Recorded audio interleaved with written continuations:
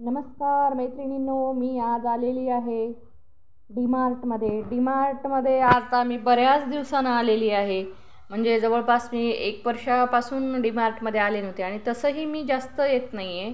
आता मी डी मार्टच्या आतमध्ये प्रवेश करत आहे. प्रवेश केल्याच्यानंतर सुरुवातीलाच आपण आपल्या लेडीजला जे आवडतं असं जे फेवरेट दालन आहे, जिथं महिलांचे म्हणजे कपडे उपलब्ध आहेत, ड्रेस जे काही लागतात म्हणजे टॉप जीन्स सगळंच असलेलं हे लेडीजचं डिपार्टमेंट आहे आणि त्या आवडत्या डिपार्टमेंटमध्ये मी आलेली आहे.